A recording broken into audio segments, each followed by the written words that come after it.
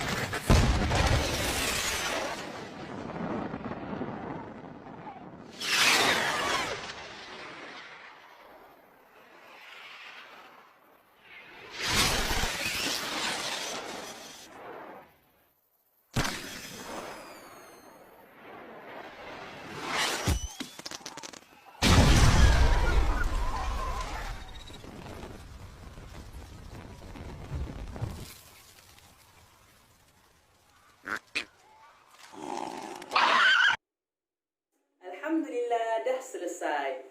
Macam mana tadi? Video perang di antara semut merah dan semut hitam. Adik-adik rasa hari ini apa yang Ustaz akan ajar? Betul. Hari ini Ustaz akan ajar mengenai perang, iaitu perang Badar. Okey, Kenapa digelar sebagai Perang Badar? Digelar sebagai Perang Badar kerana berlaku di pinggir sebuah telaga di antara Mekah dan Madinah dan dimiliki oleh seorang lelaki yang bernama Badar ataupun Al-Furqan, iaitu pemisah hak dan batil. Okey, baik. Perang Badar. Perang Badar berlaku pada 17 Ramadan bersamaan dengan 624 Masihi, tahun kedua Hijrah. Pertempuran ini merupakan pertempuran pertama yang diketahui baginda Rasulullah sallallahu alaihi wasallam menentang dengan kafir Quraisy. Peperangan ini berlaku selama 2 jam. Sewaktu pertempuran ini berlaku, umat Islam ataupun tentera Islam tidak melakukan persediaan yang mantap ataupun belum bersedia kerana umat Islam datang hanya untuk mengambil semula harta yang ditinggalkan sewaktu mereka berhijrah dari Mekah ke Madinah dahulu. Sekarang kita akan tengok perbezaan di antara tentera Muslimin dan juga tentera Quraisy. Tentera Muslimin terdiri daripada 313 orang dan 1,300 tentera Quraisy. Kenderaan ataupun peralatan yang digunakan oleh umat Islam hanyalah 70 ekor unta dan 2 ekor kuda. Manakala tentera musyrikin ataupun Quraisy menggunakan 900 ekor unta dan 200 ekor kuda. Peperangan ini diketuai oleh Nabi Muhammad dan bagi tentera Quraisy pula diketuai oleh Abu Jahal.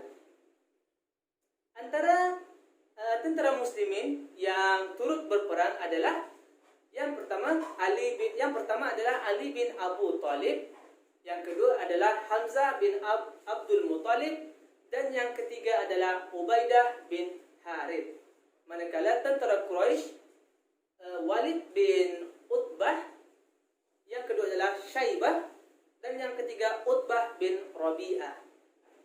Jika dilihat daripada statistik peperangan ini, kita dapat melihat yang tentera musyrikin lebih bersedia dengan bilangan tentera yang lebih ramai dan kelengkapan yang lebih sempurna.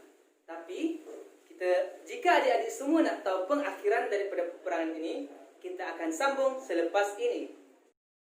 Baik, Assalamualaikum warahmatullahi wabarakatuh. Nama Ustazah Siti Sarah Zulekha binti Ibrahim. Okey, tadi semua murid-murid dah dengar kan Ustaz Syafiq bercerita tentang pengenalan Perang Badar. Okey, semua dah tahu kan? Faham ke tak faham? Okey, kalau semua dah faham, kali ini dengar pula Ustaz Sarah akan bercerita tentang latar belakang bagaimana boleh tercetusnya Perang Badar. Okey, semua boleh tengok slide yang telah dipaparkan. Okey, kita tengok yang pertama. Okey, perang ini bermula setelah Nabi Muhammad SAW berhijrah ke Madinah bersama para pengikutnya kerana kaum Quraisy ingin membunuh Nabi Muhammad SAW pada waktu ketika itu, namun tidak berjaya. Okey, dan ini menimbulkan rasa sakit hati dan geram daripada kaum Quraisy dan tetap ingin menghapuskan Nabi Muhammad SAW. Itu menunjukkan betapa bencinya mereka terhadap Nabi Muhammad. Okey, seterusnya setelah penghijrahan Nabi ke Madinah, di sana Nabi Muhammad menjadi pemerintah. Jadinya politik, ekonomi semuanya berkembang dengan baik sekali dan maju. Nah, oleh kerana itu, ianya mengancam kedudukan kaum Quraisy di Mekah kerana takutkan persaingan daripada Madinah. Seterusnya adalah kerana rasa benci Abu Jahal, iaitu bapa saudara Nabi sendiri. Kerana rasa mereka bila bencikan Nabi kerana merasakan Nabi Muhammad menggugat kekuasaannya ketika berada di Mekah, dan oleh sebab itu Abu Jahal ingin menghapuskan Nabi Muhammad. Oleh kerana itu juga Abu Jahal mengetuai pasukan Quraisy ketika perang Badar, dan antara sebab yang paling kukuh adalah ketika di mana kaum muslimin merebut semula harta daripada kaum Quraisy yang pernah dirampas dari kaum muslimin ketika suatu ketika dahulu. Dan oleh kerana itu hubungan antara kaum muslimin dan kaum Quraisy sangat tegang sekali dan tercetusnya perang Badar. Okey, itu sahaja. Murid-murid faham ke tak faham semua? Faham ke tak?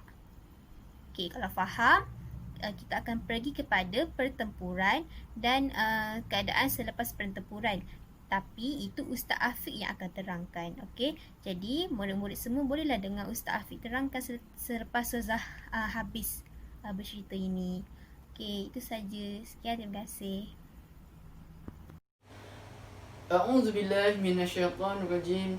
Bismillahirrahmanirrahim. Assalamualaikum warahmatullahi wabarakatuh. Terima kasih kepada Ustazah Siti Sarah kerana dapat membentangkan latar belakang dalam peperangan Badar. Okey, nama Ustaz Afiq Safiuddin bin Ilyas ingin menceritakan kepada anak-anak semua bagaimana dalam pertempuran Badar, bagaimana Islam dapat menewaskan tentera kafir dalam peperangan Badar. Okey, anak-anak semua dengar betul-betul, fahamkan betul-betul, jangan bermain. Nanti Ustaz akan buat satu permainan kepada anak-anak. Sesiapa yang tidak mendapat jawab soalan tersebut, Ustaz akan bagi hadiah. Siapa yang dapat jawab soalan tersebut, Ustaz akan bagi hadiah. Okey anak-anak, mari kita saksikan video yang Ustaz akan tayangkan. Perang Badar 17 Ramadan tahun kedua Hijriah.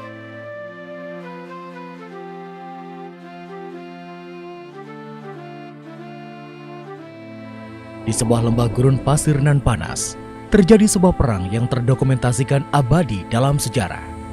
Inilah perang terbuka pertama kaum muslim melawan Quraisy Mekah. Sebuah perang yang menurut kalkulasi militer sangat mustahil dimenangkan oleh kaum muslim. Kaum muslim yang dipimpin langsung oleh Nabi Muhammad SAW berkekuatan 313 orang dengan persenjataan yang jauh dari memadai untuk standar militer saat itu. Sedangkan kaum Quraisy Mekah yang dipimpin Abu Jahal berkekuatan 1000 orang dengan persenjataan lengkap ditambah 700 ekor unta dan 300 kuda. Mengetahui kekuatan pasukannya kalah jauh, Nabi Muhammad menggunakan strategi militer yang brilian.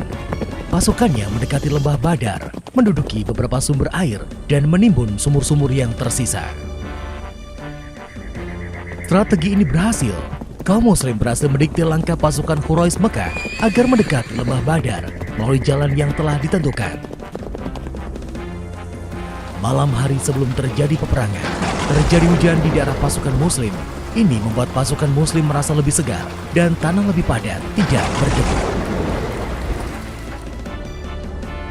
Esok harinya, bulan Ramadan hari ke-17 di tahun kedua Hijriah itu, akhirnya kaum muslim berhadapan-hadapan dengan Quraisy Mekah.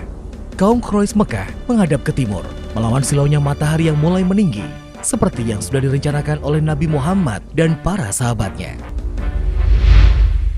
Perang Badar tidak terjadi begitu saja, namun perang ini memiliki penyebab dari beberapa tahun sebelumnya, yaitu kaum Quraisy mengusir Nabi Muhammad dari Mekah. Pada usianya yang ke-40, Nabi Muhammad menerima wahyu pertama sekaligus memulai era kerasulannya. Ajaran yang dibawa Nabi Muhammad ini sangat bertolak belakang dengan kepercayaan penduduk Mekah, sehingga mendapatkan tentangan keras. Salah satu pemimpin Mekah yang bernama Abu Jahal menjadi orang terdepan yang menentang Nabi Muhammad. Nabi Muhammad mempunyai paman, yaitu Abu Thalib, yang dihormati para penduduk Mekah. Ketika Abu Thalib masih hidup, Abu Jahal dan pemimpin Mekah lainnya lebih banyak membujuk Nabi agar tidak menyebarkan agama baru yang dibawanya. Mereka tidak berani berlaku kasar kepada Nabi. Kaum musyrikin Mekah ini risau dengan dakwah Nabi. Meskipun ketika itu penduduk Mekah yang menjadi pengikut Nabi masih bisa dihitung dengan jari. Sepeninggal Abu Thalib, Abu Jahal dan kaum Quraisy lainnya tidak lagi mendapatkan penghalang untuk meneror Nabi Muhammad. Berbagai serangan yang cenderung kasar diterima oleh Nabi Muhammad. Setelah tidak bisa menghentikan dakwah Nabi dengan teror, Abu Jahal merencanakan pembunuhan kepada Nabi Muhammad untuk menghindari tanggung jawab tunggal. Abu Jahal membawa perwakilan dari seluruh klan yang ada di Mekah. Namun, rencana pembunuhan ini gagal total ketika yang ditemukan adalah Ali bin Abu Thalib, bukan Nabi Muhammad. Akhirnya, Allah memberikan perintah kepada Nabi Muhammad untuk meninggalkan Mekah menuju Madinah. Peristiwa pindahnya Nabi dan para sahabatnya ini kemudian dikenal dengan istilah hijrah. Kedatangan Nabi Muhammad dan para sahabatnya di Madinah disambut gembira oleh kaum Ansor. Mereka sedari awal memang sudah mengundang Nabi Muhammad dan para sahabatnya agar pindah ke Madinah seiring meningkatnya teror kaum Quraisy Mekah. Ansor artinya adalah penolong. Sebagian penduduk Madinah yang sudah menjadi Muslim menyediakan keperluan untuk Nabi Muhammad dan sahabatnya. Sedangkan para sahabat yang mengikuti Nabi hijrah ke Madinah disebut dengan kaum Muhajirin.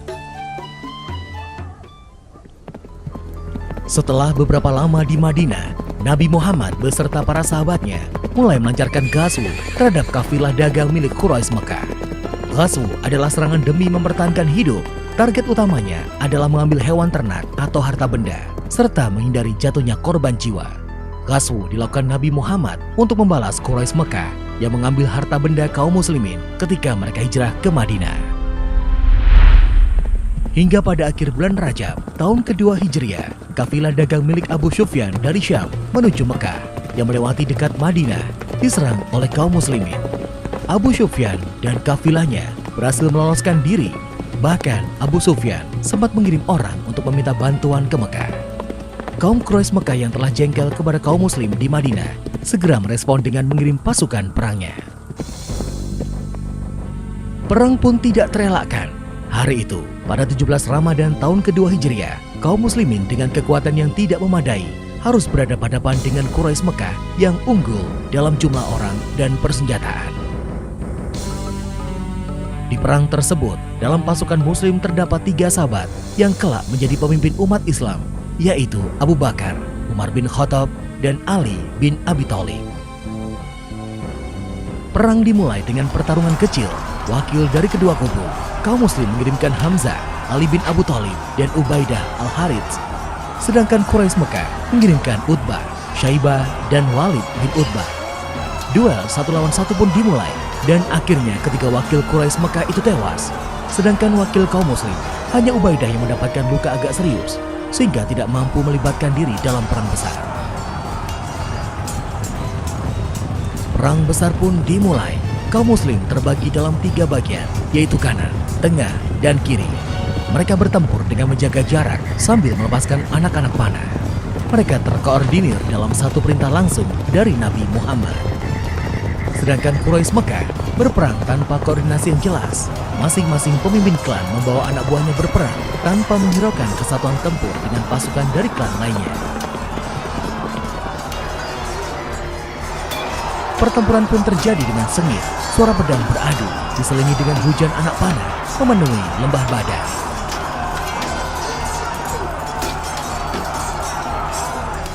Pasukan Quraisy Mekah akhirnya tercerai-berai dan berhasil dipukul mundur oleh pasukan muslim. Quraisy Mekah menderita kerugian yang amat besar. Banyak pemimpin klan dari Mekah yang tewas dalam perang tersebut, termasuk Abu Jahal dan Umayyah. Meskipun menang telak, Nabi Muhammad melarang kaum muslim melakukan pembantaian. Mereka yang terluka mendapatkan perawatan, sedangkan tawanan perang diperlakukan dengan baik. Kemenangan dalam perang Badar ini membuat kaum muslim semakin diperhitungkan sebagai kekuatan baru di Jazirah Arab dan sekaligus memperkuat otoritas Nabi Muhammad sebagai pemimpin dari berbagai golongan yang ada di Madinah ketika itu. Okey anak-anak semua. Anak-anak semua dah lihat video yang Ustaz tayangkan tadi. Begitu dahsyat kan? 313 pahlawan menentang 1000 pahlawan. Kalau kita fikir secara logik akalnya, 1000 lawan 13 mesti 1000 menang, betul, sebab berjumlah bilangan yang begitu banyak. 1000 berbanding 313. Tetapi atas strategi Nabi Muhammad SAW ketika itu amat bijak. Nabi Muhammad SAW telah menyekat bekalan air di lembah Badar tersebut untuk supaya tentera kafir tidak mendapat bekalan air, tenaga untuk menentang tentera Islam pada ketika itu. Okey. Pada ketika itu juga tentera kafir mempunyai kerugian yang amat besar, iaitu 70 orang terkorban ketika itu. Manakala 2 orang lagi dalam 70 orang tu, 2 orang tentera kafir yang kuat telah terkorban, iaitu Abu Jahal dan Umayyah. Tentera Islam pula terkorban hanya 14 orang sahaja. Sikit kan berbanding tentera kafir. Di situlah kemenangan Islam membawa sampai ke sekarang. Tertanya-tanya oleh orang-orang sekeliling, bagaimana kemenangan tersebut, bagaimana kemenangan itu boleh berlaku oleh daripada umat Islam. Begitu dahsyat. Okey, Ustaz nak ceritakan kemenangan Islam ini. Kesimpulannya lah, dalam kemenangan Islam ni bukan terletak daripada bilangan tentera ataupun senjata, tetapi bilangan tentera Islam mendapat kemenangan ini tersebut daripada akidah dan tauhid setiap pahlawan. Tauhid ni kepada Allah Subhanahu Wa Taala, untuk meyakinkan dirinya berlawan dengan musuh, menegakkan kebenaran agama Islam. Okey, semua faham? Wallahu a'lam. Assalamualaikum warahmatullahi taala wabarakatuh. Okey, seronok tak tadi main game dengan Ustaz Syafiq? Seronok? Faham tak? Okay, semua dah faham lah ni Okey. Tapi sebelum kita mengakhiri kelas, Ustaz Sarah nak kita imbas kembali apa yang dah diterangkan daripada Ustaz Syafiq, bentang pasal pengenalan Perang Badar tadi, sampailah Ustaz Afiq habis cerita tentang kisah selepas pertempuran tadi. Jadinya Ustaz Sarah akan terangkan sedikit secara ringkas supaya semua dapat faham balik. Okey. Yang pertama, tentang pengenalan tadi. Okey, berlaku pada 17 Ramadan bersamaan dengan 7 bulan tahun kedua Hijrah, 17 Mac 624 Masihi. Berlaku di Arab Saudi. Kenapa namanya Badar? Kerana berdekatan dengan telaga air yang dipunyai oleh orang yang bernama Badar. Okey, dan tentera muslimin seramai 313 orang, unta sebanyak 70 ekor dan kuda sebanyak 2 ekor. Tentera Quraisy pula, tentera sebanyak 1,300 orang, unta sebanyak 900 ekor dan kuda sebanyak 200 ekor. Tapi kaum muslimin tetap memperolehi kemenangan. Okey, seterusnya latar belakang yang Sarah bentangkan tadi. Kerana apa boleh tercetusnya Perang Badar ni? Kerana penghijrahan yang pertama, kerana penghijrahan Nabi daripada Mekah ke Madinah bersama para pengikutnya kerana ingin dibunuh oleh kaum Quraisy.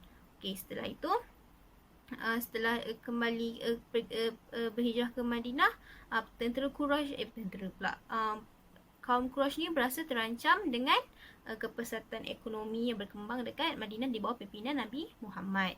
Okey, seterusnya kebencian oleh bapa saudara Nabi sendiri iaitu Abu Jahal terhadap Nabi, kerana Abu Jahal berasa terancam dengan kedudukan Nabi. Umpama macam Nabi mengancam kekuasaan dia semasa berada di Mekah, gitu. Dan dan antara salah satu sebab yang kukuh juga kerana kaum muslimin merembut semula harta mereka yang pernah dirampas oleh kaum Quraisy satu ketika dahulu. Okey. Setelah itu berlakunya pertempuran iaitu peperangan Badar lah. Okey, perkara pertama yang berlaku ialah berarak ke Badar diketuai oleh Nabi Muhammad SAW. Dan di antara panglima utama yang ikut adalah Sayyidina Hamzah, Sayyidina Abu Bakar, Sayyidina Ali dan Sayyidina Umar. Okey, kemudian Abu Sufyan menghantar satu utusan untuk pergi ke Mekah untuk mendapatkan bantuan kerana mereka nak menyerang kaum muslimin. Okey, setelah itu apakah rancangan kaum muslimin pula? Rancangan kaum muslimin ialah beberapa pahlawan muslimin ini telah menangkap 2 orang yang sedang mengambil air di telaga. Dan rupa-rupanya 2 orang itu ialah tentera Quraisy. Okey, setelah itu Baginda telah memerintahkan untuk bergerak ke Badar sebelum tentera Quraisy tiba. Okey, so maksudnya lepas dapat tahu yang tentera Quraisy dah ada tu, mereka terus bergerak ke Badar sebelum tentera Quraisy tiba di situ. Setelah itu Baginda memutuskan untuk mengarahkan untuk semua menimbus telaga-telaga air yang ada di situ supaya untuk memaksa tentera Quraisy menyerang tentera muslimin ni untuk mendapatkan satu-satunya bekalan air telaga yang ada, iaitu telaga Badar. Okay, seterusnya, apakah rancangan kaum musyrikin pula? Dan didapati kaum musyrikin ni tak banyak persiapan pun. Kerana mereka jangka yang tentera mereka ramai, jadinya mereka rasa mereka akan menang, tapi sebenarnya tak, mereka tak menang dan mereka kalah. Okey, dan setibanya pada hari pertarungan pada 17 Mac, tentera Quraisy bersiap ke Badar dan menghantar Umair untuk mengintiplah tentera muslimin ni. Kemudian pertempuran pun bermula apabila pasukan bersemuka untuk bertarung, dan pada mulanya 3 orang Ansar yang ingin keluarlah nak berlawan dengan tentera Quraisy, tapi tentera Quraisy tolak. Mereka tak nak wujud perserikatan antara dengan Ansar, tapi mereka ingin berlawan dengan kaum Muhajirin Mekah. Lalu tampillah Sayyidina Ali, Sayyidina Hamzah dengan Ubaidah, dan menang. Kaum Muhajirin menang, tapi Ubaidah tercedera, agak teruklah ketika itu walaupun mereka menang. Dan mulalah pertempuran antara kaum muslimin dan kaum Quraisy. Dan tidak lama lepas itu turunlah para malaikat untuk membantu kaum muslimin, dan banyak tentera Quraisy lari kerana takut sebab nampak tentera muslimin ramai sangat, padahal itu bantuan daripada malaikat. Okey.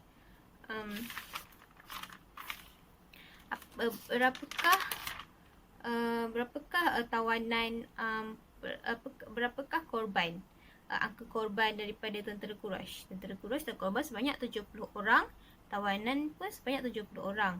Manakala tentera muslimin pula yang terkorban sebanyak 14 syahid. Dan apakah nasib tawanan perang? Tawanan perang tawanan perang Quraisy dilayan dengan baik oleh tentera muslimin. Diberikan yang baik, tidak dibunuh. Tak, namun tentera muslimin yang ditawan oleh kaum Quraisy telah dibunuh dengan kejam untuk membalas dendam lah. Dan apakah kesan daripada perang Badar ini? Okay, kesannya ialah Nabi Muhammad menjadi seorang pemimpin, daripada seorang yang terbuang menjadi seorang pemimpin yang disanjungi, dan orang Arab menganggap orang Islam ni sebagai pencabar, dan juga mungkin mewarisi politik Quraisy. Dan musuh Nabi pun hanya mampu nak mencabar pun kecil-kecilan saja, sebab perang Badar ni dah menunjukkan betapa kuatnya kaum orang Islam ni, dah menunjukkan betapa dahsyatnya orang Islam ni, dan tidak lagi dipandang remeh. Okay, itu saja kelas kita pada hari ini. Semua faham? Ada soalan tak? Okay, tak ada. Okay, semua dah pandai, semua dah faham. Jadi itu saja kelas kita pada hari ini. Sekian, terima kasih.